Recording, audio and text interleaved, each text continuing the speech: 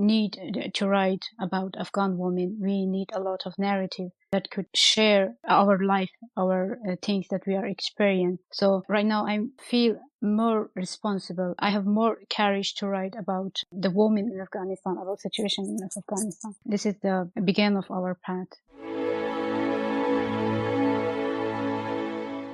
Hello, you're listening to the Southasia Review of Books podcast from Himal Southasian, where we speak to celebrated authors and emerging literary voices from across South Asia.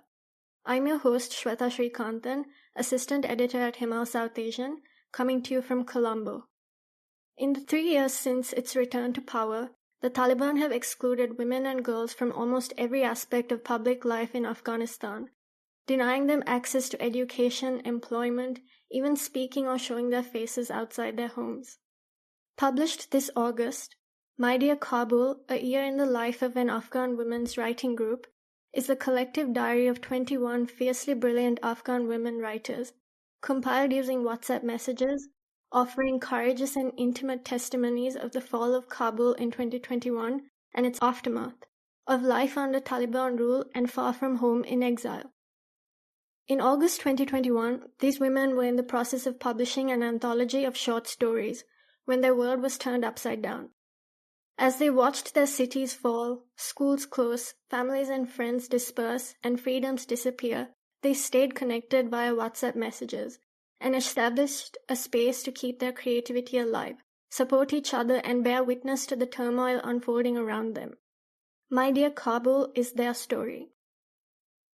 My Dear Kabul is an Untold Narratives project, supported using public funding by the National Lottery through Arts Council England and by the Bagri Foundation. Untold is a development program for writers marginalised by community or conflict. It has been working with women writers in Afghanistan since 2020, where support for writers have been hampered by restrictions on freedom of expression and instability. Here with us today are 3 very special guests who've each played an important role in bringing this powerful collective diary to life. Marie, among the 21 contributors to My Dear Kabul, was born in Afghanistan, but her family lived in exile when she was a young child, returning home during the years of the Islamic Republic. In August 2021, Marie was in Afghanistan, working in the marketing department of a German aid agency while running her own women-led counseling service. In November 2021, she was evacuated from her family home to an apartment in Germany. She moved alone.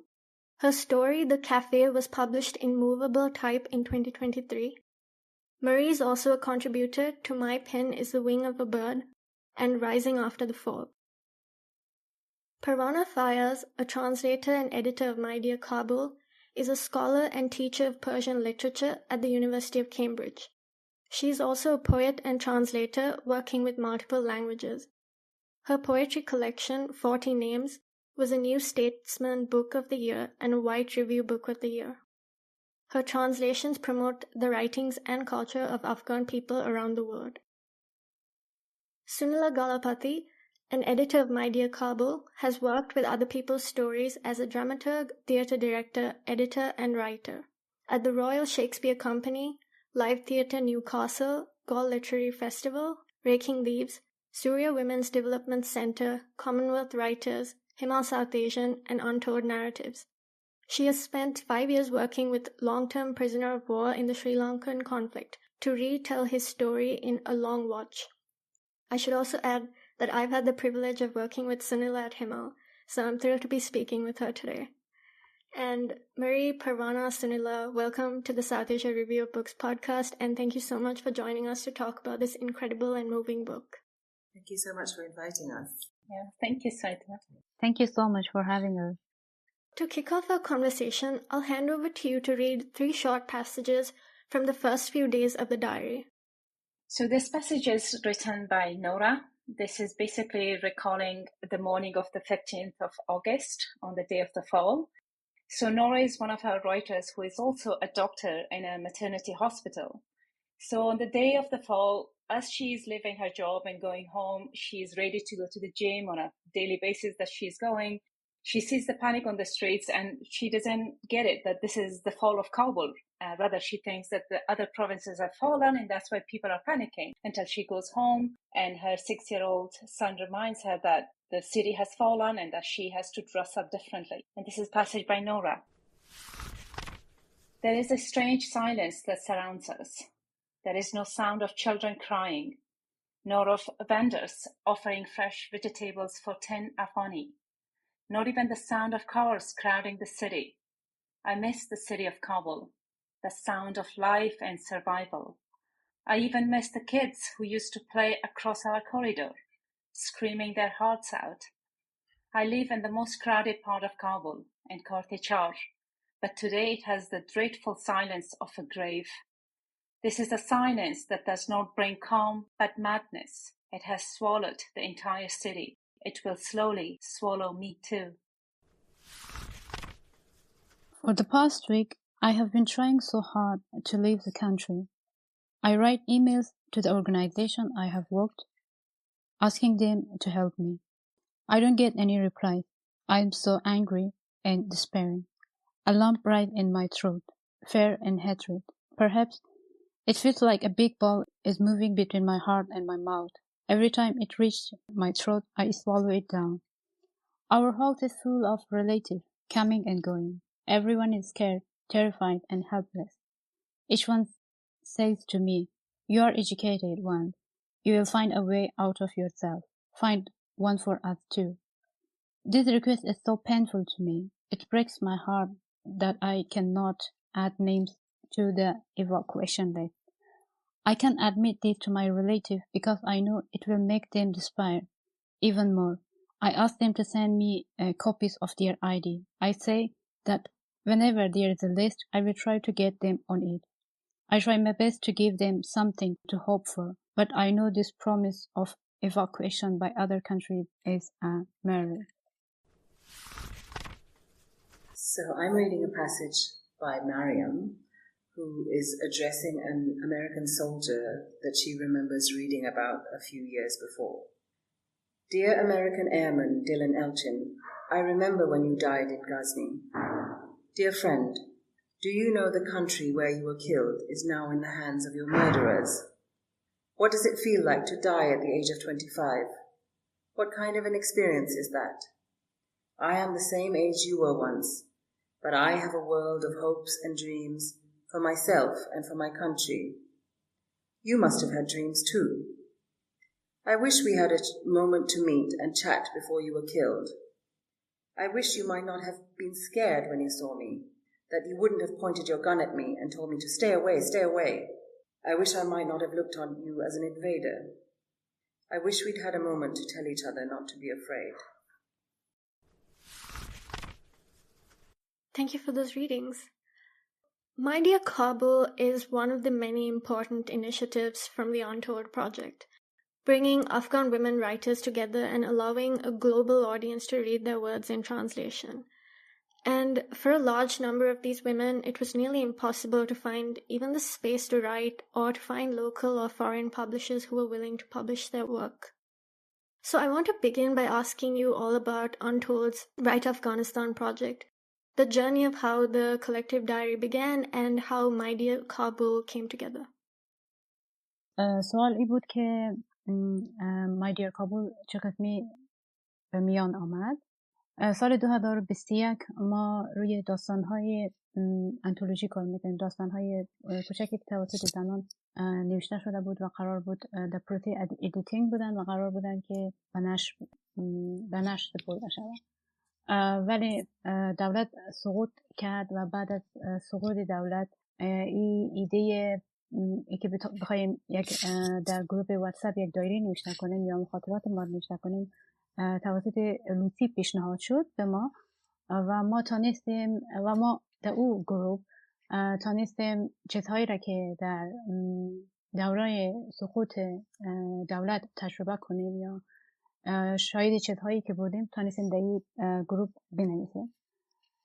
این گروه متشکل از 21 نویسنده میتونم بهش بگم نوجوانی 21 نویسنده بودن که تازه به نویسندگی را آورده بودن، بعضیا با یک مقدار تجربه بیشتر، بعضیا کاملا جدید بودن و این ختم شد که دایره به میان آمد.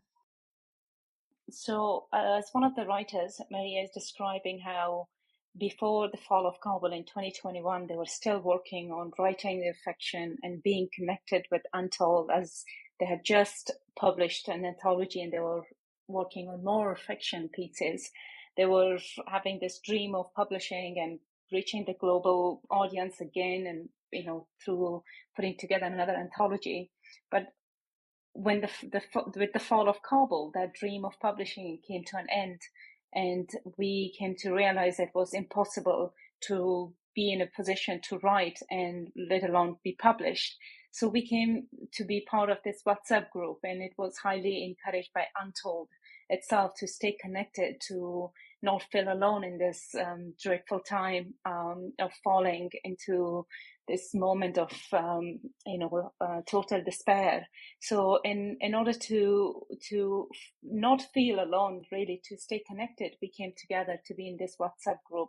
And in the midst of describing the events and writing from our experiences, we came to fully experience that moment together. And that's how the diary, My Dear Kabul, came together.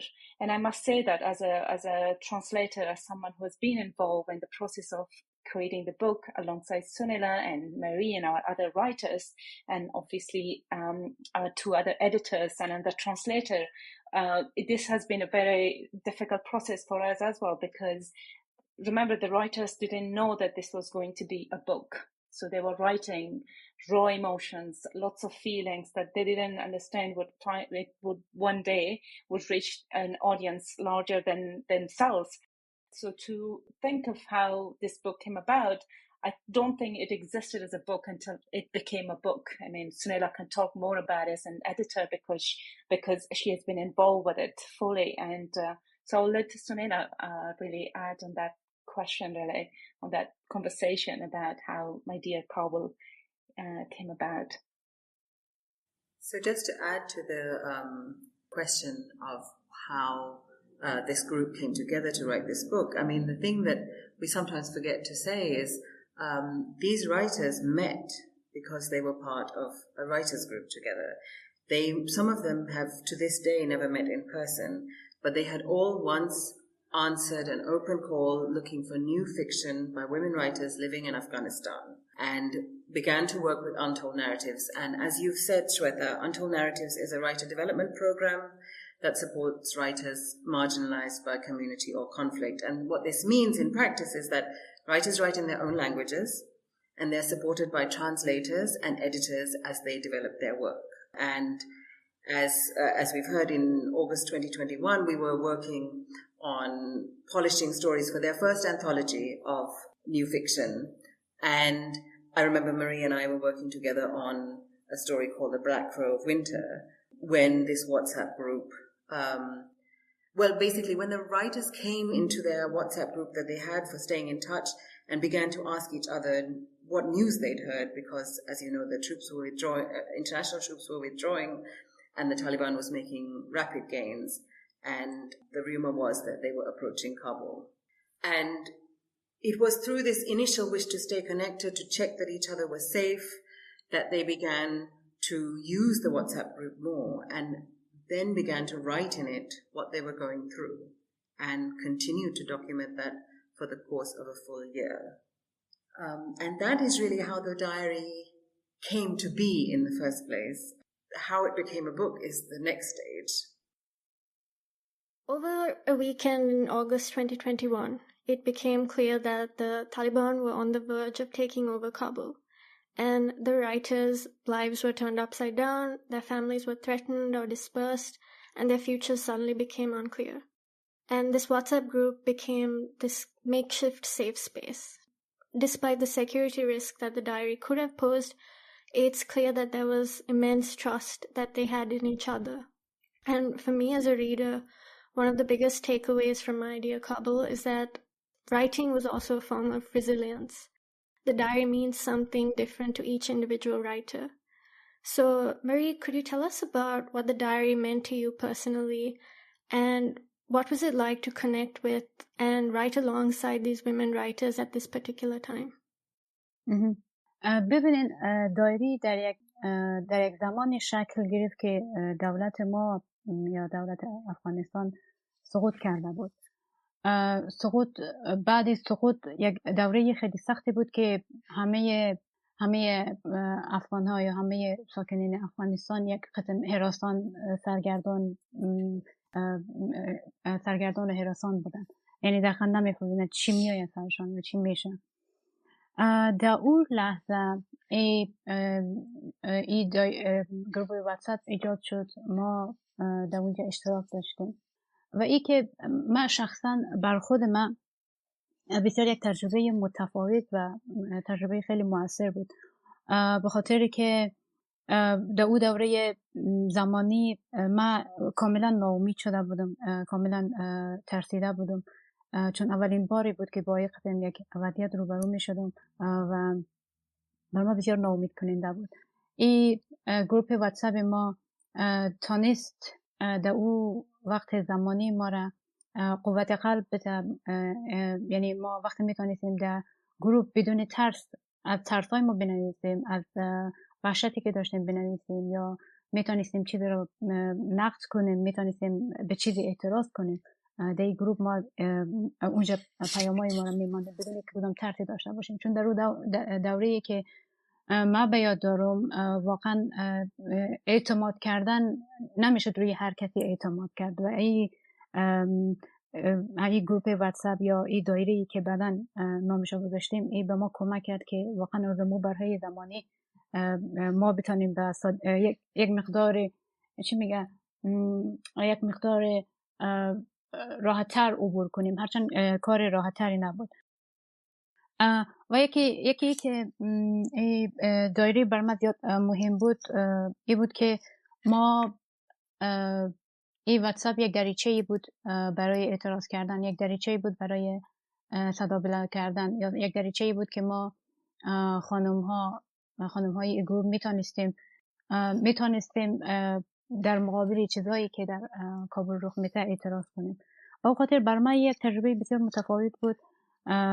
ما تانستم با این گروپ خوردی که داشتیم، با این گروپ 21 نفری که بودیم، تانستیم امروز این دایره را شکل بدیم که این میتونه در آینده ها یک بخش از تاریخ باشه، یعنی یک بخش کوچکی از تاریخ میتونه باشه که نشان میده زنای افغانستان در این برهه تاریخ، در این دوره زمانی آرام نبودن، حداقل یک تلاش کردن برای اعتراض کردن به این رژیمی که به وجود آمده بودن، به قانونایی که علیه زنا تصویب می شدن، یا هر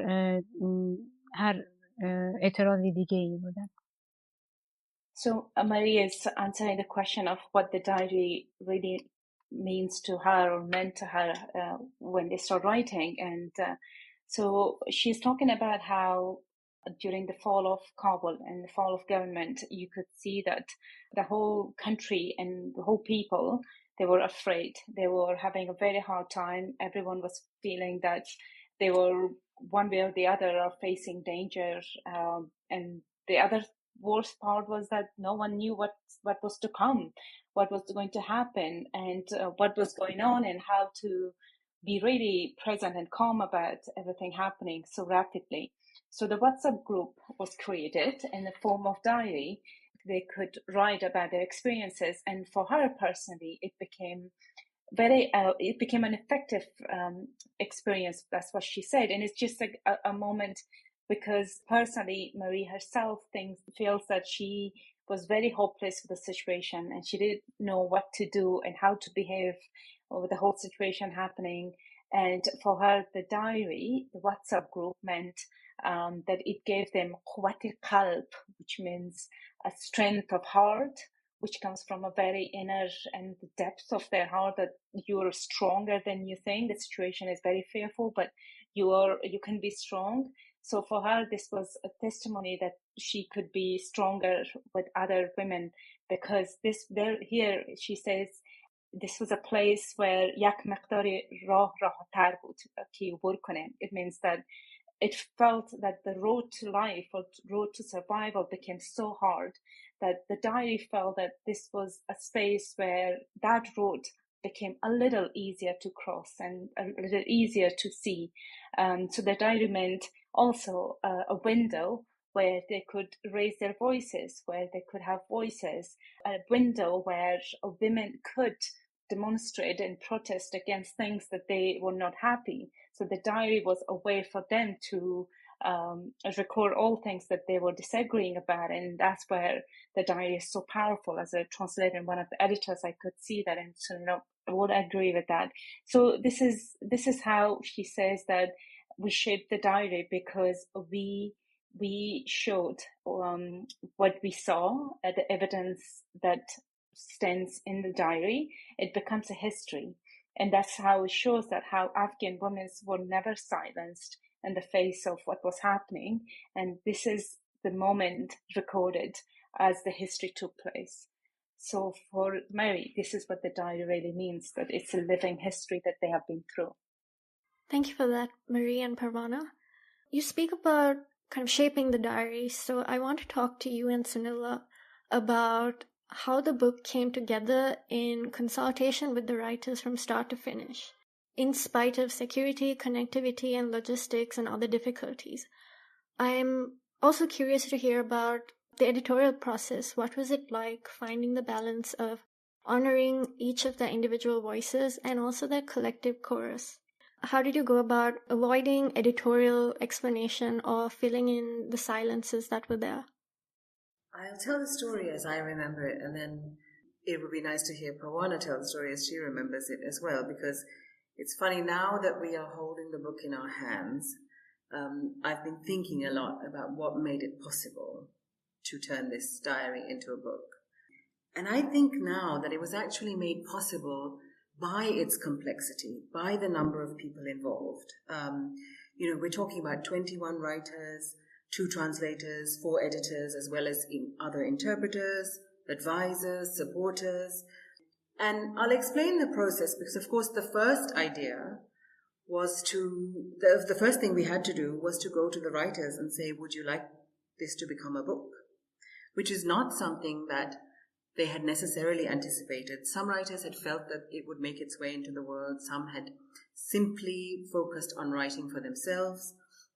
And then when they said yes, and we all felt that it could and should become a book, we had a series of conversations. And these were conversations with the writers to ask them what the diary meant to them at the time of writing, what it meant to them now, what they would want a book to feel like and look like. And then for us to sit down as editors and have that conversation amongst ourselves as well. And so in the editorial conversation, there was myself, Parwana Fayyaz, who's with us today, Lucy Hanna, and Lily Razvi Toon. And we talked about what was important to us in the book and what feel we felt the book should have. And we had the nicest thing was that we had a very similar feeling about it. And then it was my job to go away and try to find a shape for this book in the 200,000 word diary that we had. And then to bring it back to my fellow editors each time for us to reflect and discuss more, to ask Parwana questions about the cultural landscape and the landscape of language that we were inhabiting. And we reflected and discussed so many times. And, after we had a basic shape, then Parwana took the manuscript away again to retranslate, and then we repeated the process. And then we talked to the writers in detail about what shape the manuscript had taken. So Parwana recorded long voice notes in which she described it, moment by moment, the book.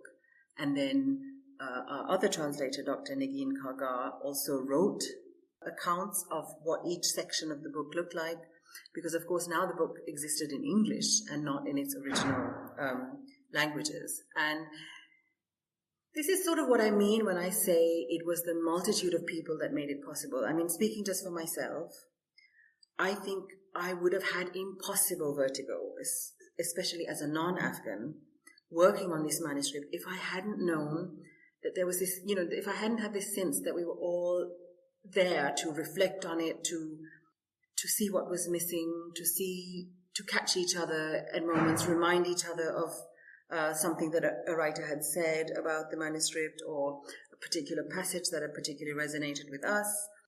And so I think, there were 15 drafts. There are now 15 drafts of our manuscript in our archive before we even got to the line editing phase. And it was a process of just peeling it back layer by layer, like an onion almost. And so it was a gentle process, even as it was a very, very intense one. That's how I would tell the story, but I'm very interested to know what I've missed, Parwana, and also what you would add to that. No, I think, Sunila, you've said it brilliantly in the whole process of, and I think my job as someone being right in the middle, right, bridging Sunila, Lucy, Lily, and the whole Untold team who don't know the language, who might not understand the culture, but also our 21 writers today. So this sense of, being a translator, an interpreter, and cultural advisor, my job was mainly to make sure that everything is communicated as honestly, as truthfully as we could with our writers. So every process that we took, every decision about which segments to edit or to cut it, or anything that we did with the text, we needed to tell our writers. We need to make sure that they know what we were thinking and how we can do it best. So our, calls with them, I felt this need to be there because there is this idea of, interpreting and telling them what's happening, but also to be in the process of making it as the writers had imagined, right? Sunila's job was, she trusted me, right, as an interpreter, as translator, and my job was that I should communicate everything as honestly as possible. And I must say that during the whole process, I had to write down everything in Dari in one side, and then I had to translate it right away as I was taking notes into English. And at times I would have to take pictures in order for me to have a record of it, so I don't miss certain things. But yes, I think I'm to be honest, I felt that those were the moments that I found very challenging, and I'm not going over step by step, Sunil, I'm sorry, but because for me it felt like those conversations were a little more stressful, to be honest, rather than translating the book, because they had given me a lot of time as a translator to work with the translation and to work with the book. And I had much time in my hand, like about 8 months. So, but those calls were so important, as Sunila said. Those are the moments that, little decisions were made, big decisions were discussed. And so, yeah, I remember those moments very well because I came to know our writers through those calls. I came to know Sunila so well through those calls. I hadn't met Sunila until, I don't remember very well, but Sunila, I met her through screen because we had a lot more calls. And I just remember that last year, this time, we were just working. I was in California. I remember I was visiting my parents, and I was every day working on passages, and they were, I had to work with the original language. So for me, I had to take my time, and it would keep me silent for a very long time. And then I had to translate it very quickly, leave it there, and then go back and read it over again and again, send it to Sunila. And I think that gentle process, that softness, that you have to be careful of what's being said, because it's not just words. There are emotions, there are moments captured in this segments. And I think we each were so careful about it, and we all had different sensitivities. And I think collectively that played out very nicely. And I think that's why this book is it has a multitudinous, there's so much happening, is because everyone is putting a different kind of reflection, a piece of themselves, really, So yeah, sorry, I went into a very philosophical and psychological side of things, so it was not very practical, but like these are the things I mostly feel talking about. I also remember, Parwana, in your translator's note, there's a line that I love in which you say, there is a moment when the translator stops typing and waits for the soul to settle. And I think in a way that was how we approached the editing of the diary as a whole. That's why we had so many drafts, because we had to read it again each time and see what it felt like, whether it felt true to what the women had written, the writers had written, and what they had told us they wanted. And I think that interrogation, the fact that we had so many voices in our head, it might sound like it would complicate the process, but actually it's what kept us going. It's what kept us both rigorous and gentle, I hope, in the way that we approached it. And Parwana was our guide in so many ways, because she listened so carefully to the writers and was so conscious of their different voices, that their voices were distinct, and that each of them would express, not only in the diary, but even in our conversations, they would express themselves in a different way. And that informed the work as well. So as Parwana says, those conversations were really key. For me as a reader, the way in which each writer's emotions, personalities, and their distinct literary styles even shines through is a testament to yours and the other translators' dedication to this project, and that really comes through. And I want to ask a little bit more about translating in particular. So, Dari and Pashto, Afghanistan's two most widely spoken languages, are equally expressive, and they each have its unique features, even literary histories and cultures. So could you tell us about the challenge of translating such a range of conversation, prose, and also poetry, and in doing so, preserving the women's distinct voices as they appear in the original? Yeah, absolutely. Well, it's as a translator, I've realized that the easiest task for any translator is to stay very close to what the text is. I've always was advised by my advisors really to stay close to the text and see what the author is saying and hear their voice. Because the moment you read the text, you pay attention, you can translate it through their voice. You're not translating yourself, you're translating the author. And I think that's exactly what I practice. I took this as a scholar of literature and working with Persian literature. I do a lot of translation for my own work. So I took this, task as a literary approach. I would take them very seriously as I was doing some sort of research, and I was so passionate about it, but at the same time very honest, about what each author is saying and how they're saying. So, I can hear them. The greatest thing, I should say this, that talking with the writers, being in conversation with them made it so much easier for me to translate them, because I can hear them. If Marie is saying something, I can hear her. So it's easier for me to hear her again saying it, and I'll be like translating it. And I think that moment of, being true to the writers and hearing them talk, that's when you stay close to their voices. And this is how the distinction comes from, because each of our writers is so unique, and their own style of writing and their own voices and their own way of describing situations. And as a translator, I think I try to just open a window so we can see them rather than, seeing someone else. So this is what really inspired me, this idea of that's what I'm saying. Some of our writers, you can tell some of our writers are going to the depths of issues, right? They discuss things that are disturbing, but at the same time they have to be said. And those are the moments that I would take a pause, just our writers would have. And those, because as an Afghan myself, going through the fall of Kabul, while I was in Cambridge, of course, I was away from home, but my family was there. I was equally impacted by the whole fall of Kabul and the fall of the country. So that's another layer that really made me so true, so connected to these writers, because their fear was my fear, right? I could tell what was happening, and that's how that feeling, our feelings were aligned there.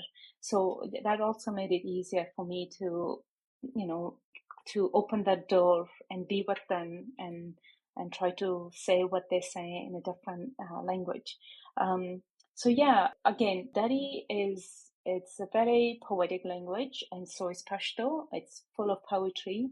The rhythm of language there, and we try to keep it in English, and sometimes it was off, and that's why Sunila's job came, and she would read it and she would say, this doesn't sound very, how about this? So we tried a different way of saying things. This was the second stage of making the book readable in English and for a very different audience. So this is what the second stage was, more or less, editing for a very English reader. But at the same time, we kept certain Dari and Pashto words within the book, because that's when we captures every time, bringing us back that this is writers are very unique. They have their own literature happening, and that's how they enter this space. So I think those choices that we made were very intentional, because we want the both Dari and Pashto to really bring our writers on the surface as we read them in English. If there's anything, Sunila, you want to add? No, I think I won't add anything, because of course I don't read in the original languages, and so I just listen when Parwana speaks. But I think only one thing I would say is, one of the things I really appreciated about the group of writers and also our editorial team was that we didn't have a set idea of who the reader is. And to us, the reader of this book is everywhere. And the reader of this book could be someone who has never known conflict, or it could be someone who has lived steeped in conflict, and could be anywhere in the world. And I think that was a nice feeling, even though we were publishing this book in English, that, of course, the readers were people we knew and did not know all over the world. And Parwana, just going back to one thing you mentioned, you talked about how there were moments that gave you pause, where you had to take a step back and come back to the work. And for me as a reader, the diary had so many of those moments that were heartbreaking and gives you pause. And one such moment that has stuck with me is when, Marie, you write about telling your father that you're leaving the country, and he fakes a smile so as to not change your mind. You also write about how you had to burn all your books after August 2021. You had to leave behind your family, the people you loved the most, and you had to close the women-run counseling service that you founded with a friend, and later leave Kabul alone. So tell us about your journey of having to move away from everything you know and love, and what was it like to start a new life in a new place with new people? من به این نظر هستم که همیشه شروع آسان نیست، مخصوصا برمی که در یک جامعه کلان شدیم که فرهنگ ها بیشتر تمرکز روی خانواده دارن. مثلا ما بیشتر تمرکز روی گروه داریم تا فردیت یک فرد، که در کشورهای غرب بیشتر تمرکز روی فردیت است. آمدن به این کشور، آغاز دوباره زبان، یاد نداشتن زبان، تفاوت فرهنگ، تفاوت طرز دید یا بینیش ما، اینا چالش هایی بود که ما قرار بود باش روبرو شوم. ما هیچ وقت فکر ای که مهاجر شوم را نکرده بودم. معمولا تحمل یک دردی که قبلا تو در ذهنت تجسم بکنی یا قبلا بر او یک بک‌گراند داشته باشی، تحملش آسان‌تر است نسبت به این که در یک موقعیت قرار بگیری که کاملا همه چی برای جدید است.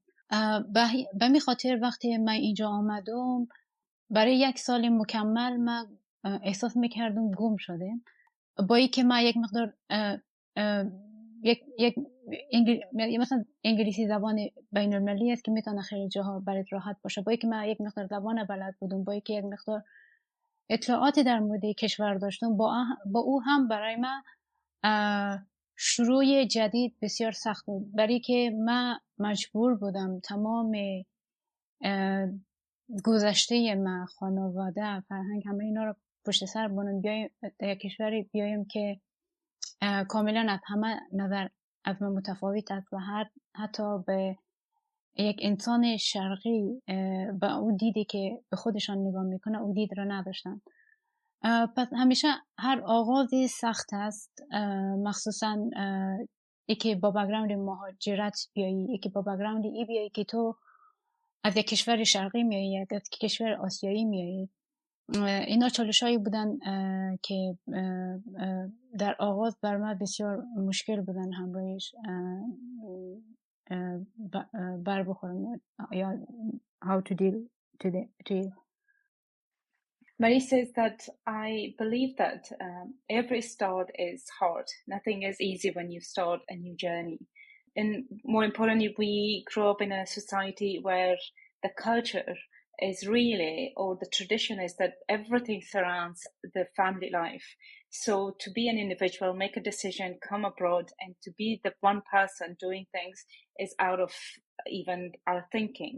So to come in a new country and start a new journey by myself in a country that I didn't know its language, I didn't know what the idea of life and style was. It was very difficult for me to start a whole new life by myself that easily. And also another point is that I never thought that I would become an immigrant again, that I would leave home again. So that was another shock for me. And it's always easy to think that you can go to a new place and start anew. But for us to be forced to leave to a country, that was the most difficult thing. And to be honest, for a whole year, I felt lost, even though I knew English. English is an international language. I knew it. And I also knew about the country, about Germany a little bit. Even knowing that thing, that didn't make my life any easier. That didn't make it an easy journey for me, because I had left a past behind that I was deeply connected with. And I came to this country and I didn't feel belonging right away, because even if I see people coming from other Eastern countries or Asian countries, I didn't feel connected, because there is this feeling of being an immigrant and dislocating yourself from one place to another. So there are challenges with coming to a new country and to a new place. But I think I felt it more because I came by leaving a past behind, and I remained lost for a year. یک چیزی که پروانه جان من متوجه شدم اینجا، مخصوصا بعد از اینکه جنگ اوکراین در گرفت در اینجا، ما او تفاوت و او چی میگه تفاوت دیدگاهی که اینا به مهاجر داشتن این کشورهای غربی یا ای بود که چی میگه اما همدلی و همبستگیش با مهاجرینی که اوکراینی بودن بیشتر بودن نسبت به افغانهایی که، چون من وقتی در سرک را میرفتم میدیدم که پرچم اوکراین هستن و مردم اوکراینی که از جنگ فرار شده بودن آمده بودن اینجا بیشتر از ما همدلی و چی دریافت میکردن. البته من مخالف این نیستم که نباید به اونا هم چیزی رسیدگی میکردن یا همدلی بیشتر میکردن. حرف من این است که در جهانی که ما امروز زندگی میکنیم، جهان قرن 21، همه چی روی تکنولوژی است و همه چی روی، یعنی ما در بهترین دوره زندگی هستیم. هنوز انسان بین انسان شرقی و بین انسان غربی یک تفاوت، حالا نمیدونم به دلیل موقعیت جغرافیایی یا به دلیل رنگ پوست یا به دلیل هر چیزی هست میشد حس کنم و این بر من بسیار سخت بود. با اینکه من در اکثر جمع‌هایی که شرکت میکردم در مورد خودم میگفتم، در مورد افغانستان میگفتم، در مورد زنان افغانستان میگفتم که زنها باسواد است، تلاش میکنه، زندگی عادی مثل همه انسان‌های جهان دارن. برای اینا یک چیز شوک‌آور بود. اونا فکر میکردن تعریفی که اونا از زن افغانستان داشتن خلاصه میشد به برقه و تعریفی که از مرد افغانستان داشتن خلاصه میشد به همون لنگی و طالب. و این بدترین و یعنی دردناکترین قسمت واقعیتی بود که من در جهانی اینجا باش مواجه شدم، در غرب یا در آلمان باش مواجه شدم. چون من وقتی در کابل بودم فکر میکردم که خب ما در دنیای تکنولوژی هستیم، همه میدونه در جهان چی میگذره. ولی وقتی اینجا آمدم بهشون گفتم که من درس خواندم، مثلا خانمایی از افغانستان که درس خواندن، کار دارن، زندگی دارن، اینا برشان باشان سخت بود. میگفت ما فکر میکردیم که زنان افغانستان خودشان دوست داره برقه بپوشه، یعنی برقه سمبل و هویت می است که من هیچ وقت نتونستم اون را قبول کنم و هیچ وقت به سرم هم نکرده بودم. و این یک قسمتی از دردناک، یک تجربه دردناکی بود که آن چیزی که تو واقعا هستی اینا تو را قبول نمیکنن و آنچه که خودشان در تصور خود داره تو را با اون مرحله پایین میکشن. و فکر میکنم برای یک دوره خیلی طولانی مدت قبول کردن بسیار سخت بود. ولی خب تجربه های دردناک همیشه، قصه مهاجرت قصه آسانی نیست به نظر من. قصه ای است که با ای که چی میگم خیلی قصه های دردناکتر از من داره، ولی من که آمدم اینجا اینا رو تجربه کردم میبینم که نه، او چیزی که ما تصور از جهان غرب داریم به مراتب متفاوت‌تر از چیزی است که رسانه ها یا چیزا برش ادورتایزینگ میکنن. So Mary is explaining the reasons that she felt so lost in Germany, because one thing that she says I noticed coming to Germany, to the West, was that this is the time that the Ukraine war is happening and everything seems to be making a different way of looking at immigrants like herself coming to Germany versus Ukrainians coming. There is a certain hamdili and hambastagi, which means same-heartedness and connectivity between the people of the West with Ukrainians that you didn't see it happening with Afghans and the West or Germany. So as she was walking the valleys, she says the Ukrainian flag waving and people are being so supportive of the people of Ukraine and welcoming them. But this is a moment that she realizes that where does she belong? Because in the world that we live in, this is the 21st century, this is a world of technology, and she thinks that people of both East and West should know about each other very well, not that people, because of their geographical locations or because of their background and religious connections, they should know each other, but they should know each other beyond those distinctions. And whenever she was going to different events and talking about the women of Afghanistan and the people of Afghanistan, she was describing the level of education the Afghan women have done, the kind of works they have been doing, the kind of choices they're making, the kind of liberal and freedom they're enjoying. People were shocked to know that this was coming from someone like Mary.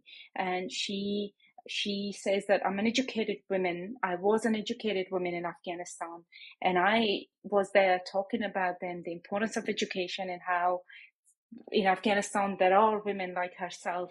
And they were also shocked to hear her say that, because they saw Afghanistan differently, because they see it on news and other screen differently. And for her it was shocking to see that they were trying to put her in a box saying that you're an Afghan woman so you should be certain way. But she just felt so lost because that was not what she was. She always imagined the West from Afghanistan to be this very liberal country with people very well educated, very well aware of what is there in Afghanistan, what's there in other countries. But she was shocked to come to the West and see that people were looking down at people like her, and thinking that she should be wearing burqas, or any Afghan woman should be wearing burqa, while Marie is helping them understand that Afghan women do have choices too, how to cover up and how not to cover up, and they had all the rights to do so. So I think that's the reason that she feels she was so lost and this country became so strange and unknown to her. یک نکته دیگر را پروانه جان بخوایم اضافه کنم، معمولا اینجا اگر مثلا تجربه شخصی ما و دوستایم که با ما بودن، تا زمانی که نگویم ما افغان هستیم باورشان نمیآید، چون وقتی میتونیم به زبانشان با یک تسلط نسبی که داریم گپ میزنیم یا میتونیم حل مشکل بکنیم، فکر نمیکنن میگه شاید از کشور دیگه، ولی وقتی بگویم افغان هستیم اتوماتیک شیفت میشن ایدیشان به همون خانومی که با برقه هستن و که هیچ اختیاری نسبت به خودشان ندارن. And another point that Marie is making is that, and this is based on an experience and her friends, that when they're having a normal conversation with anyone, the conversation is very normal. It's just like with anyone because they think they're from somewhere. But at the moment that they say they're Afghans, they're automatically their behavior shifts and they pretend, or they really takes this woman as someone who has come from Afghanistan. So they, try to situate them in a position where they have to be women in burqas or certain way. So I think what Marie is giving us is that the world doesn't know that, women like her and women like our 21 writers exist really. And this is what the meaning of My Dear Kabul is. And I think as an Afghan scholar of Persian literature and coming from that part of the country, I can tell this is what literature does. It really gives you a doorway, a path into understanding the people and their culture through their own words. And this is what the greatest work that Untold has done, right? Giving us that door to enter the world of Afghanistan and Afghan women and Afghan people through literature. And this is the greatest thing that has happened really to us. So yeah, I thank Untold and for doing it really. Thank you for sharing that, Marie and Parwana. And I truly believe that My Dear Kabul will change how the world views Afghanistan as well. And before we welcome you to present short readings from the book, I would like to take a moment to invite our listeners to check out our Patreon program to support Himal's independent journalism, including some of the most wide-ranging book reviews from around the region that relies on the support of our listeners like you.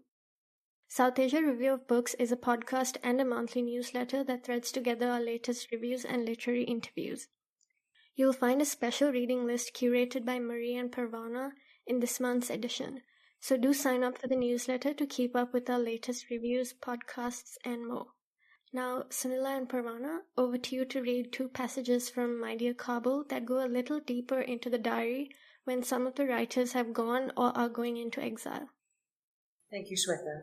I'm actually going to read one of the passages that you referred to earlier, and Marie has asked me to read in her place. This is a passage of Marie's because, understandably, it's a very difficult passage to read. I am very sad. A few days ago, I was contacted and told to bring all my documents to prepare for travel. Next week, I will probably fly and leave my country forever. I try to stay happy, but I cannot. Something is lying very heavy on my chest. I feel no emotion, as if I don't care to go. I will escape, but my family, parents, siblings, and friends will have to live and breathe here under the rule of these horrible bearded men. I wonder how my mother will bear the longing. All her children are leaving her one by one when she needs them the most. What kind of children are we really?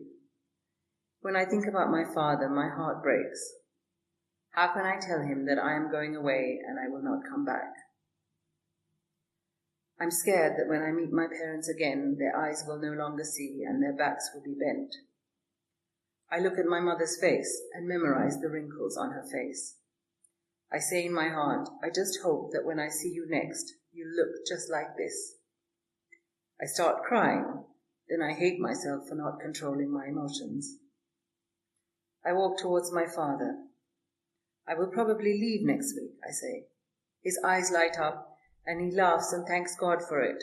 May you have a good trip, he says, and asks me details about it. I feel that he is faking his happiness. I tell him that if he wants me to be here, I won't go anywhere. No, he says, you should go. You have no future here. Follow your own life and dreams. We will be here, and if fate brings us together, we will see each other again. If not, I send you in the hands of God. His words break my heart into pieces. I feel the pain of being a father to a family. I feel again that we never existed, not in the past, present, or future. So the passage I'm about to read is by Zainab, one of our writers who this moment when she's writing, she's in a camp in Abu Dhabi. So she writes, here in the camp, the workers are from many different countries and different backgrounds. As I think I've mentioned before, they all come here for work. Perhaps they're lucky to have got that opportunity, but they work very hard. After the recent storm, they spend half a day cleaning standing water from the ground. They're very kind to the children in the camp. They treat these children as if they're missing their own. Now the Afghans have taught them some very phrases like "O bacha," "O son," and "Ena gandagi," look at this mess. Those phrases have gone viral here.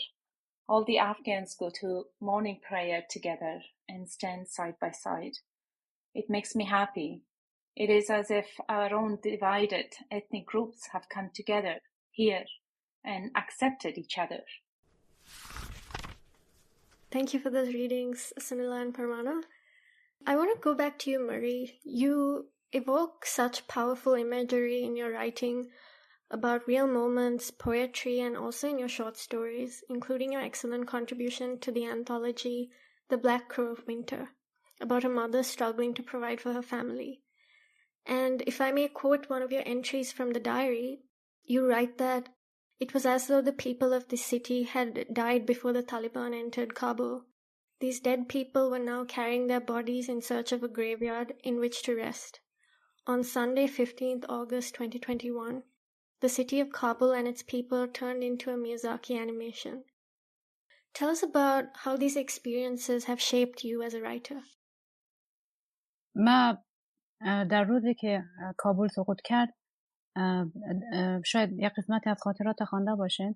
من دفتر رفته بودم و وقتی که از دفتر میخواستم طرف خانه بیایم در اون مسیری که چون یک مسیر بسیار بیروبار اینا بود، من یک قسمتی از راه را مجبور شدم، یک قسمت درازی راه را مجبور شدم پیاده بیایم.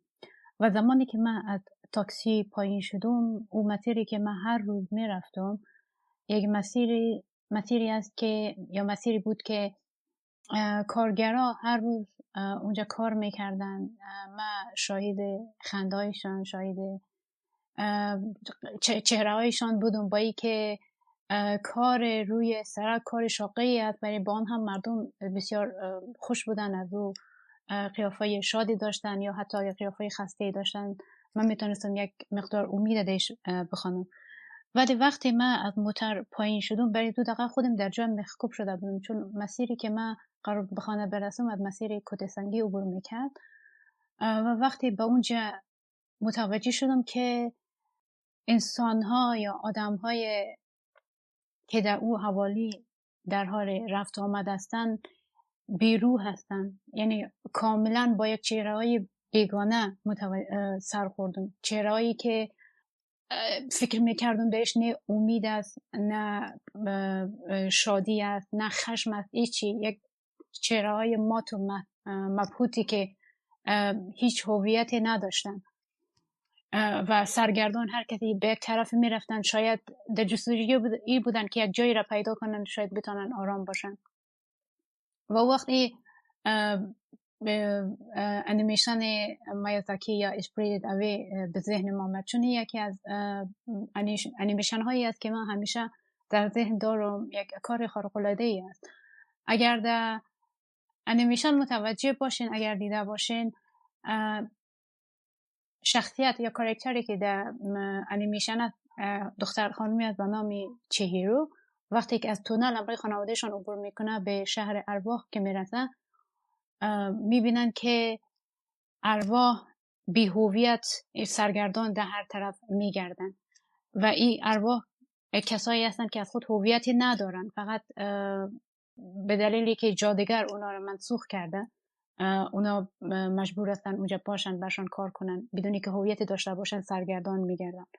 و من فکر میکنم این بهترین وضعیت افغانستان رو توصیف میکنه، بهترین وضعیت اون زمانه، چون دقیقاً اون مردم بر من همو تصویر تداعی میکرد. مردمی ما بود، کسایی مثلا طالب میتونید در چهره همو جادوگری که در فیلم یا در انیمیشن اسپریتد اوی است به نام فکر کنم یا یو باباست، او یک جادوگری است که در بدل کار هویت اصلی سرنشینان او شهر اروا را ازشان میگیردن و این ارواها با چهره‌های مختلفی در شهر هستن در اونجا سرگردان میگردن و او دقیقاً همون تداعی امی وضعیتی بود که من در کابل دیده بودم و این حکومت که فعلا سرکار شدن در واقعیت اونمو هویت انسانها را مخصوصاً زنای افغانستان ازشان میگیرن. وقتی که ما اطلاعیه رو میخوانیم که صورت زن عورت است یا صدای زن عورت است یا بدن زن عورت است، در حقیقت یک نوع انسان زدایی از زن افغانستانی میکنن. یعنی آن چیزی که هویت یک زن است او را ازشان میگیره و دقیقاً اینمی صحنه در فیلم در انیمیشن مایازاکی یا در انیمیشن اسپریتد اوی رخ میده، چون جادوگری که به نام یا بابا است او انسانها را در بدل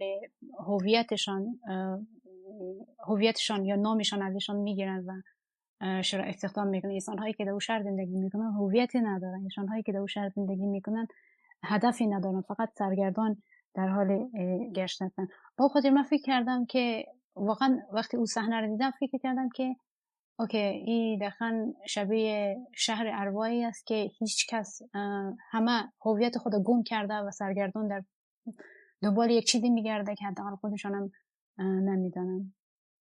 So Maria is telling us about the day that she witnessed the fall of Kabul as she was in her office, and she left the office and going home, and she had to walk a very long distance on foot because she couldn't find a car, no one was there to take her. So she crossed one of the busiest part of the city, which is toward Kotisangi.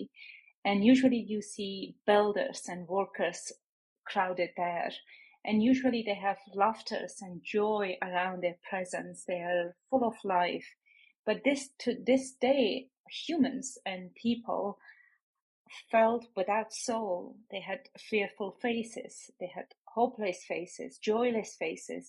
They didn't even have anger on their faces. They just were running around and doing things, not knowing what they were doing. It seemed like they had no identity. Being in that moment, seeing this, observing, witnessing, all of a sudden I was reminded of the animated Japanese movie Spirited Away, where everyone is running away. They have no identity. No one has anything to contribute. No one has any purpose. They're just out there because they're in a place where there has been a dark magic of some sort and people are without aim. So she finds herself in this situation where she is observing something that she has seen in a movie, and she's trying to figure out, is this situation very similar to what the movie was suggesting, this idea of the city being spirited away, where everyone is without any identity, without any personality, without any aim or hadaf in Dari. They're running around not knowing what to do. And this is when she realized what it means to be a woman without identity, what it means to be people without identity. And on the day of the fall, this is where she finds herself, where she finds everything being dispersed, and where does she belong and how can she be helpful. And I think this is what really inspires her to be a writer, because she witnessed something that she can narrate. She can talk about it because she was in the midst of everything happening. Thank you for sharing that, Marie. And Parwana, in the translator's note, you share a beautiful analogy that to translate is to walk alongside the writers. And the thought and care that's gone into these translations and the fact that these writings hold deep resonance with their own experiences and memories of Kabul becomes very apparent. In My Dear Kabul, you've had to convey more than just their words. You also talk about the difficult decision of having to choose what not to translate, particularly from the more emotional exchanges and colloquial expressions when writers are expressing their feelings of despair, anger, and frustration. Tell us more about this.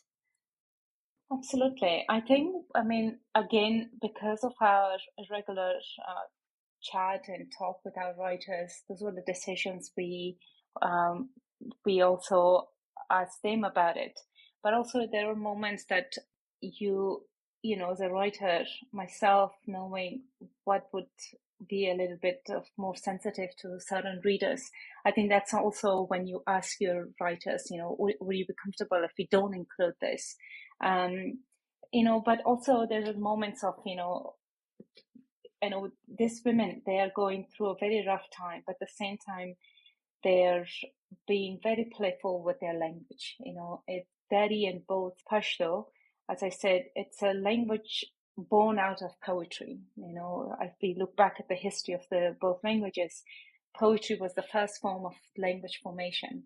So everything rhymes. You know, when the language is talked in a most comfortable and creative way, the language has a very deep rhythm in it. So, you know, that's when I say that, you know, there are moments you have to make a decision whether to stay very close to the colloquial way of saying certain things, and you make a decision that doesn't sound right in English. So we are good in creating language, we're good in creating words, and that's what our writers are doing, you know. And also much of it doesn't really convey anything, but it's just set the tone in the moment, right? You know, we know that the purpose is for a writer to make another feel grounded because she is talking about something that's very stressful. So those moments are shared within our writers at that very particular moment. And as a translator, you're trying to figure out, if I had to translate, I knew that it would lose its essence in a moment being translated into different language. I think it was only very, very minor details in that colloquial aspect, but at the same time, they add so much at that moment of conversation.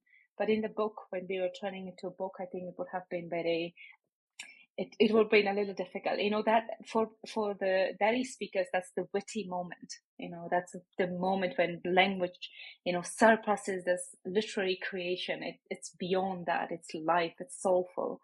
And I think those are the moments that I had to make a decision that English can be dry, so it's hard to convey that into English. So I think those were very initial decisions that worked well, I think, ultimately. And Marie, a few months after the fall of Kabul, you write about how the women didn't buy burqas. They appeared in public in their usual clothes. They went to protests across the cities in Afghanistan and raised their voices, even when the Taliban responded with flogging, abduction, and imprisonment of women. You note that these women are different from the women of 20 years ago. So could you tell us more about this and also your reflections on the way in which the women in Afghanistan today are continuing to resist the growing restrictions each year?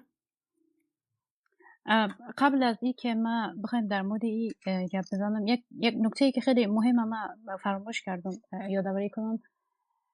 یک ویژگی برتری که My Dear Kabul یعنی این بیشتر خوندنی تر میکنه، ما تفاوت‌های سنی، تفاوت‌های با تجربه‌های مختلف یا بک‌گراند‌های مختلف، قومیت‌های مختلف در این کتاب شامل است. یعنی ما کسی را داریم که در دهه 50 زندگی خود است و کسی را داریم که در دهه 20 زندگی خود است. یعنی ما از دهه‌های مختلف یک نویسنده داریم که در این کتاب سهم گرفته و این کتاب خوندنی تر میکنه. من اگه بخوایم به این سوال جواب بدم، دوست دارم یک دو سه تا پاراگراف از کتاب رو بخوانم که فکر میکنم خیلی واضح نشان میده که تفاوت بین نسل ها چقدر متفاوت است. یعنی ما چقدر متفاوت یک صحنه یا یک وضعیت را میبینیم. اگر if you allow me.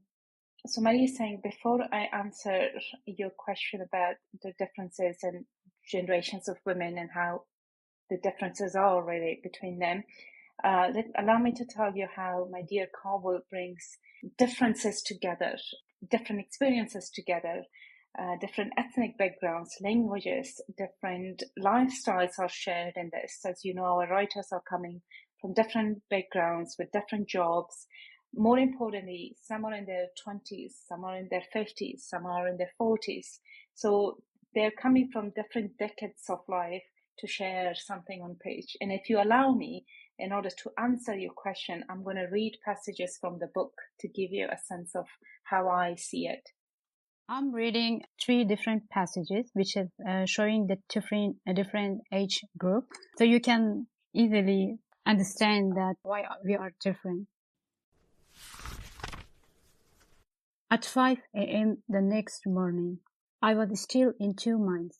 I opened my wardrobe and took out my blue burqa. I bought it 25 years ago, the first time the Taliban took over Afghanistan and made wearing the burqa compulsory for women and girls. At that time, I had to spend a few months saving whatever little money could be spread from our daily expenses in order to buy the burqa. Over the years, since the Taliban regime fell, every time I have cleared out my wardrobe, I have thought I should throw the burqa away, but I always wondered if I might need it again someday. Earlier this year, I finally decided to get rid of it. I took it outside and left it in the street for anyone to take, but no one touched it. So in the end, I brought it back and returned it to the wardrobe. After 20 years, I now put it on to return to my mother's village with my son. So this is one passage. And there is another. I saw little girls walking along the road in the black dresses and white skirts, with their blue school bag from the UN mission. Far away from the city, this gives me hope. So you say there is a different mindset. I said in there that we are not the women of 96. That means that in these 2 passages you can see a woman that is living in 1996 and she still had his burqa. It means that she still had this fear that the regime will fall and we need to wear it again. But in the meantime, there's a small girl, the new generation, that she is, despite the Taliban is ruling the country, she take her school bag and going out for school without any fear of that Taliban might harm me. So for me, when I wrote that we are not the woman of 1996, it means that I'm not my mother. I have a different demand from this century. I have a different mindset from this century. I am more braver than my mother. I have more tools to connect with the world. I have more opportunity. I'm more braver to talk about myself. But it had not happened with my mother for the first time that Taliban took it. So that's why I think it makes a little bit different between my generation and past generation. So, of course, we are different because at least we know a little bit about the standard of the world, what's happening around. We have the internet, we are the world of technology, and we know a little bit the language. So we are always trying to take a little step to talk about ourselves, talk about our situation in Afghanistan, talk about everything.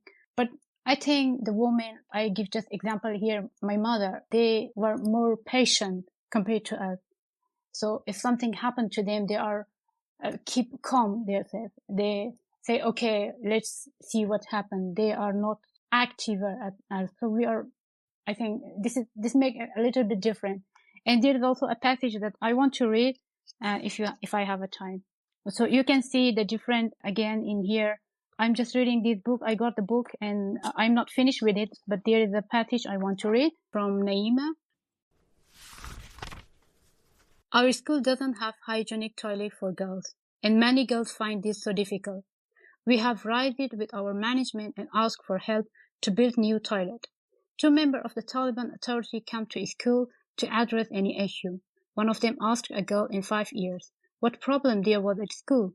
She was very scared and seemed to be counting her words before she spoke. We hoped she would talk about the toilets. Instead, she said slowly, schools are closed for girls above year 6, and we are very worried. I said to my colleague, here is a generation that knows what to demand. I am proud to be their teacher. So you see the difference between the woman who keep her burqa and you see a girl in the book that she's talking about her own demand, what she wants from someone who doesn't have any sense of being human. I really appreciate what you've said about the differences in how different generations respond or experience the conflict. Growing up in Sri Lanka, a country that has seen civil war, insurgency, multiple state-sponsored pogroms, episodes of ethnic violence, the book hit close to home for me, as I'm sure it would for readers who've known conflict across South Asia and beyond. So, Sunila, I want to ask you about the echoes of other conflicts and how the books have resonated across these lines, whether that's from Palestine, across South Asia, and beyond.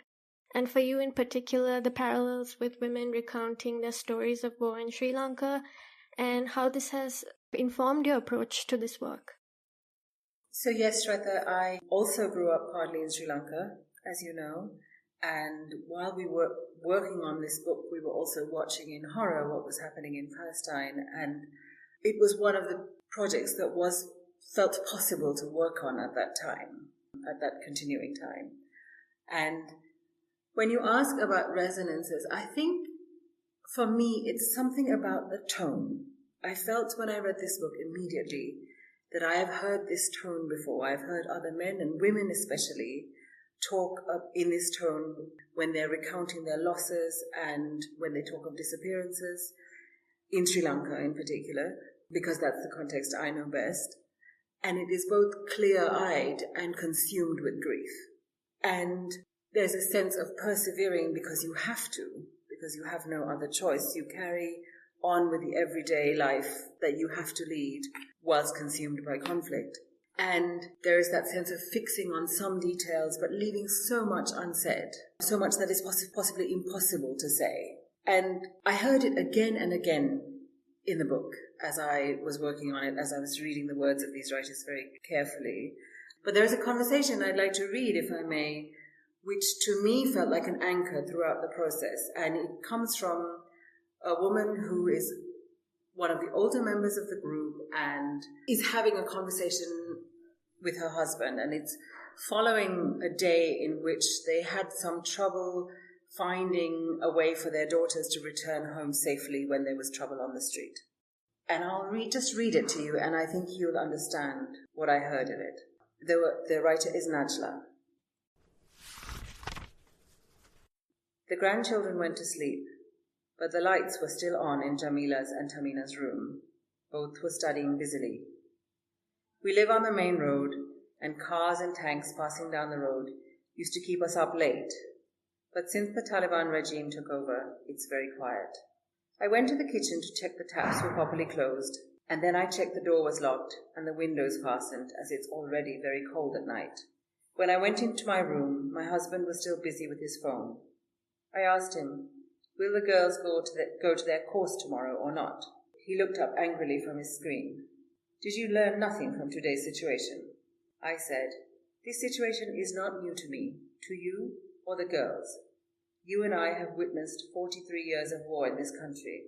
I agree with you. It's a fact," he said. "If you agree, then you know that their lessons are invaluable. I also accept this. Then you should also agree that it's important they continue their lessons, whatever the circumstances." He said, "Only God knows what I went through today until they were safely home." I said, "I do know. But if we stop them going to the course, our situation will be worse, ours and theirs. So what should we do? God forbid one day they get caught in a bad accident. Tell me what we should do. If we stop them from attending this class, they will be very upset. Being deprived of education is as hard as death." I said this and pulled the blanket over myself. Next morning, Tamina and Jamila left home at 7 a.m. for their course. And I think it's the quiet stoicism that you hear in some of these voices, and especially in some of the women who have been through this before in a different form, of the absolute necessity of carrying on. Speaking of the need to carry on in moments like this, Afghanistan, sadly, is often portrayed, especially from the West, from such a distance. There's overwhelming narratives of war and violence that drowns out individual stories like those of Najla's. But the writers emphasize that the diary is not a plea to the world. These women are not writing to be saved, but to be seen and to be heard. And the diary is something the writers wrote for themselves and each other. They are in this together, connected through the simple act of writing, and that's what My Dear Kabul is all about. So tell us more about how the group is moving forward. Do the writers continue to meet regularly? And also, what's next for Write Afghanistan? I will just say that, of course, they are writers. They are still writing. And they do continue to meet, and they do also continue to meet, facilitated by Untold. You know, when we started working on this process, all of the writers, all but two of the writers, were in Afghanistan. And now many are, as Marie is, starting new lives in other parts of the world, in very difficult circumstances where nothing is easy, yet they continue to write and they continue to meet as a group. I think that's what Marie said beautifully earlier, that she saw herself in this position where she could see something missing and something changed with the fall of Kabul, something that everyone felt it and everyone couldn't make sense of it. And she, being the writer, it felt like she feels responsible to narrate that, to be recalling those moments. So I think having those experiences and going through it and trying to start a new life elsewhere, I think the writers will keep writing, as Sunila said. And I think Untold and Write Afghanistan project is supporting them to, craft their writings in different ways or improve certain things. And I think that's what Sunila, as an editor, in an excellent position to work so closely with these writers, and myself as a translator, to help their writing. And because now they know, their writings matters on a different level. And because, given that My Dear Kabul is out in the world and people are learning so much about their, this first-hand account coming from the country, retelling history in certain way from women's perspective, for women's way of writing and thinking and protesting, as Marie said, I think that's what really gives him a different sort of purpose, and I think that's what I think our job has just begun, to be honest, helping these writers who are stronger in so many ways now. Because, as you said, the world has seen one image of Afghanistan, and especially Afghan women.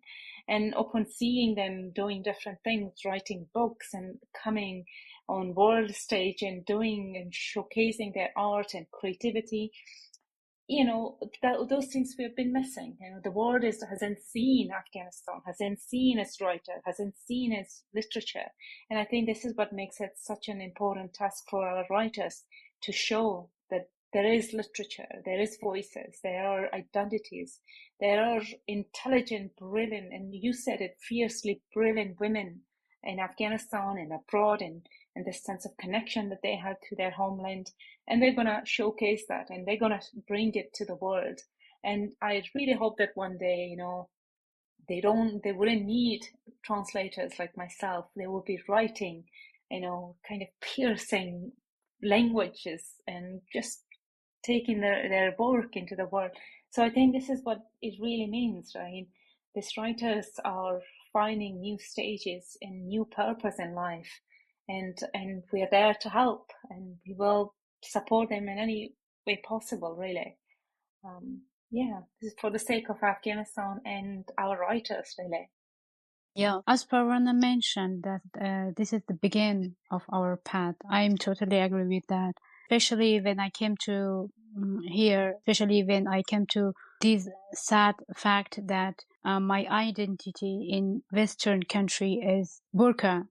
Burqa means that I don't have any ID, I don't have any power to change myself, or I'm someone who doesn't have who cannot make my own decision. So it gives me more courage to write about Afghanistan, about the reality of Afghanistan, about the woman's situation. Because before the fall of Kabul, I was thinking more about writing fiction, because fiction is my favorite genre of writing a story.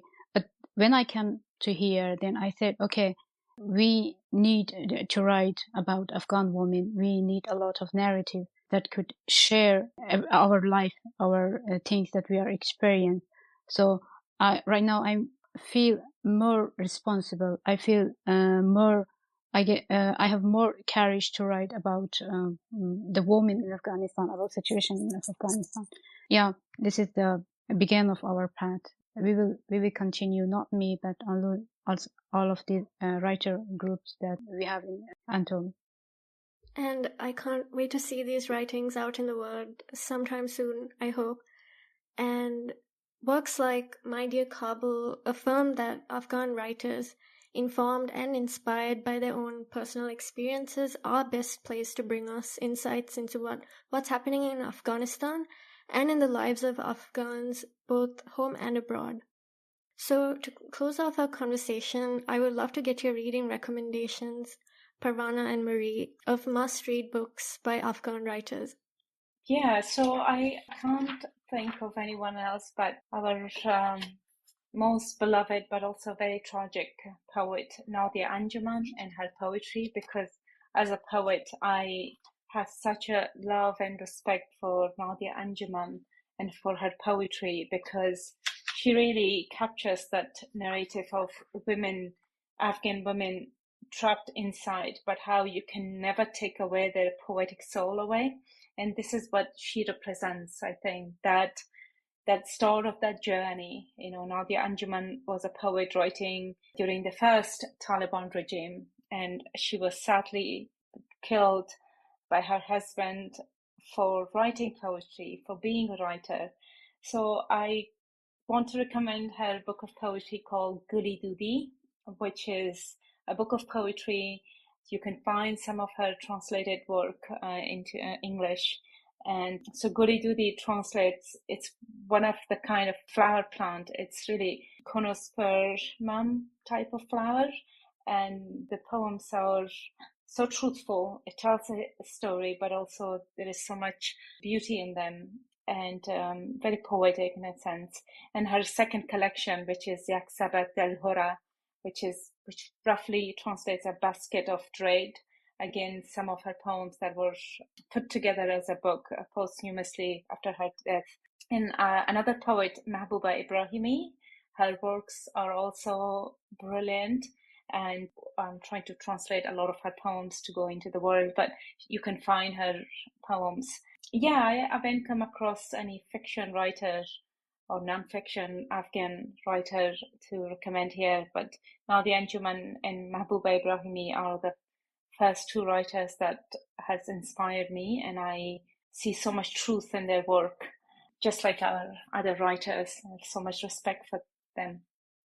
So since Parwana suggested a poetry book, so I would love to suggest a storybook, Afghan Woman. But first, I do suggest to read My Dear Kabul. It's a worthy book. You will get a clear and true picture of Afghan women through this book. It's the recommended book. I think it's worth of your time. And secondly, I suggest a book, which is a storybook written by Ispojma Zaryab. So in her storybook by the name of در کشور دیگر, I don't know the exact translation, but in Persian, the کشور دیگر, written by Ispojma Zaryab. She had tried to picture West and East country together, and they bring these two West and East thing together and give a beautiful picture of, create a beautiful story. So I do suggest, I do recommend it to read this book. It's a worth of time. Thank you for those brilliant recommendations, Marie and Parwana, and thank you so much also Sunila, Marie, Parwana, for this moving conversation and for taking the time to speak with us today. It was a pleasure to have you on the podcast, and congratulations again on this hugely important book. Thank you so much, Josh, for your time. Thank you so much for speaking with us. Yeah, thank you, Shwetha. Thank you for listening to the Southasia Review of Books podcast from Himal Southasian. This episode was edited by Ritika Chauhan. If you like this episode, please share widely, rate, review, subscribe, and download the show on your favorite podcast apps. You can find the links to subscribe and listen to previous episodes on our website at himalmag.com. What we do and what we love doing at Himal is really looking at South Asian literature like no other. And that gives us a very unique community, viewpoint, and the privilege of making conversations like this possible. So if you'd like to help us out, please do become a Himal patron. We have a great program with lots of perks, including Himal's Right Side Up map, and we'll welcome you to a fantastic South Asia Review of Books community. Thanks again, and until next time.